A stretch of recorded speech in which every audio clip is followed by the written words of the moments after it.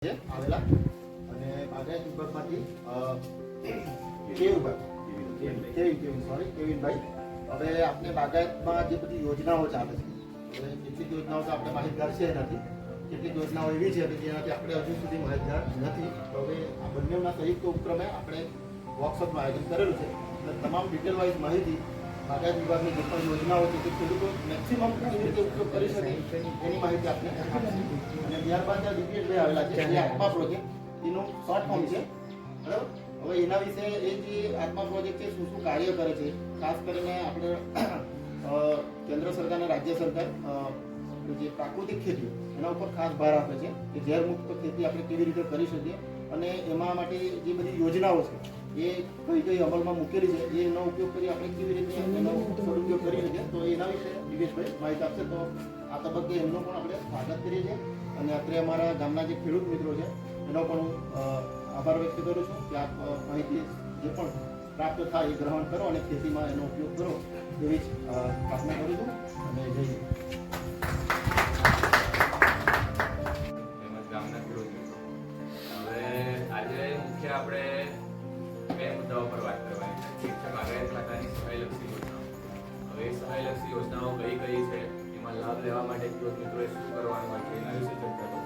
આત્મામાંથી દિવ્યેશભાઈ આવ્યા છે, એ આપણને પ્રાકૃતિક કૃષિ વિશે એમનું માર્ગદર્શન કરવું. તો પહેલા બાગાયતની યોજનાઓની વાત કરીએ તો બાગાયતમાં કુલ 100 થી વધારે યોજનાઓ છે જેમાં ખેડૂત મિત્રો લાભ લઈ શકે. દર વર્ષે બાગાયતની યોજના એપ્રિલ મહિનામાં ખુલે છે. આપણે એક મિટિંગ કરી પણ હતી આગળ.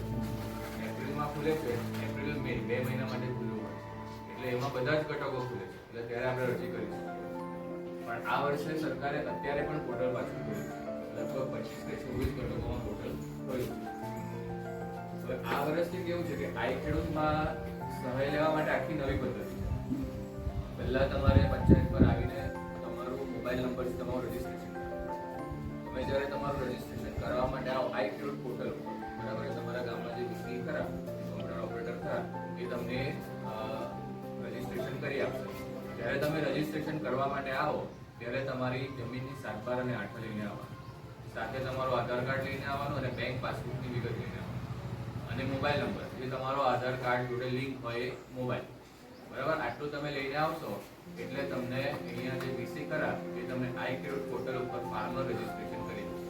હવે આ ફાર્મર રજીસ્ટ્રેશન અને જે પેલું જે પીએમ કિસાન વાળું ખરું એ વસ્તુ અલગ છે, જે આપણને 2000 નો હપ્તો મળે છે એ રજીસ્ટ્રેશન અલગ છે, બરાબર. આ કોઈ પણ ખેતીવાડી હોય, બાગાયત હોય, પશુપાલન હોય, મત્સ્યપાલન હોય, એ બધી જ યોજનાઓમાં લાભ લેવા માટે આઈ ખેડૂત પર ફરજિયાત આપણે રજીસ્ટ્રેશન ખેડૂતે કરાવવું પડે. આજે કુંભારિયા ગ્રામ પંચાયત કચેરી ખાતે આત્મા પ્રોજેક્ટ અને બાગાયત ખાતા તરફથી નલી તાલીમ શિબિરનું આયોજન કરવામાં આવેલું હતું, જેમાં પ્રાકૃતિક ખેતી વિશે ખેડૂતોને માહિતગાર કરવામાં આવ્યા અને આ ઉપરાંત બાગાયત ખાતાની વિવિધ યોજનાઓનો ખેડૂતોને માહિતી આપવામાં આવી, જેને કારણે ખેડૂતો વધારેમાં વધારે યોજનાઓનો લાભ લે અને પોતાની ખેતી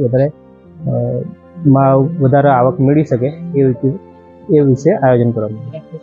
મારું નામ રાકેશ પટેલ અને આજરોજ કુંભારિયા ગામ ખાતે બાગાયત વિભાગ કચેરી અને આત્મા પ્રોજેક્ટના સહયોગથી જે માર્ગદર્શન અમારા ગામના ખેડૂતોને આપવામાં આવ્યું, જેમાં બાગાયત વિભાગમાંથી કેવિનભાઈ અને આત્મા પ્રોજેક્ટમાંથી દિવ્યેશભાઈ પટેલ, જેઓ અમારા ગામના ખેડૂતોને જે આત્મા પ્રોજેક્ટ અંતર્ગત જે પ્રાકૃતિક ખેતી કેવી રીતે તમે કરી શકો એની ડિટેલ વાઇઝ માહિતી આપી અને ખૂબ સરસ માહિતી રહી. અને કેવિનભાઈએ બાગાયતી યોજના જે છે એ તમે મેક્સિમમ એનો ઉપયોગ કેવી રીતે કરી શકો, કેટલી સહાય મળે છે એને સંપૂર્ણ માહિતી ડિટેલવાળા આપી છે અને આ માહિતી ખૂબ સરસ હતી અને આવી જ રીતે ખેડૂતોને માર્ગદર્શન મળતું રહે એવી અમે અપેક્ષા રાખીએ છીએ. અને આ તબક્કે ખૂબ સરસ રહી અમારી ગામની આ મીટિંગ સેમિનાર, એ બદલ ખૂબ ખૂબ આભાર.